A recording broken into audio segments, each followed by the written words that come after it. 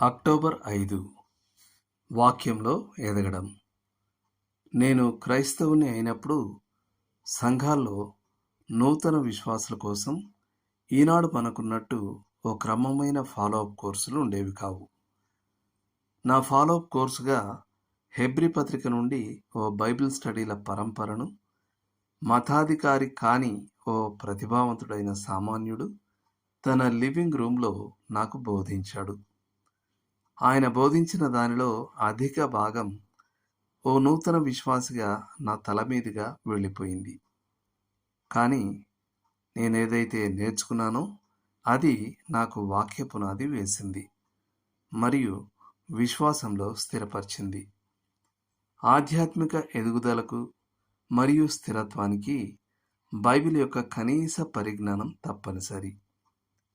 దేవుని వాక్యం మనకు దారి చూపే దీపం, పోషణనిచ్చే ఆహారం మరియు మనల్ని కాపాడుకునే ఆయుధం.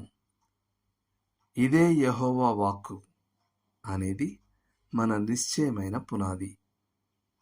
దేవుడు స్థానిక సంఘాలను ఏర్పరచడంలోని ఒక కారణం విశ్వాసులు వాక్యంలో ఎదగాలని, అలాగే ఇతరులు ఎదగడానికి వారు సహాయపడాలని.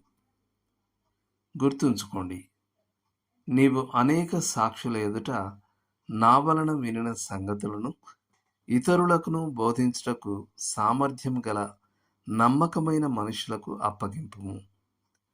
తిమోతికి రాసిన పత్రిక 2వ పత్రిక 2వ అధ్యాయం 2వ వచనం. చదవండి.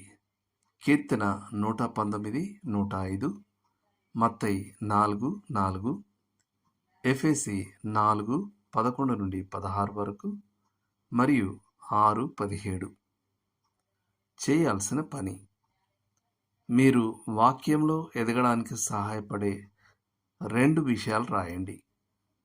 మీరు మీ బైబిల్ను మరింత లోతుగా తరచి చూసే దిశగా కనీసం ఒక్కడుగు వేయడానికి సహాయం చేయమని దేవుణ్ణి వేడుకోండి. దేవుడు మిమ్మును దీవించునుగాక. ఆమేన్.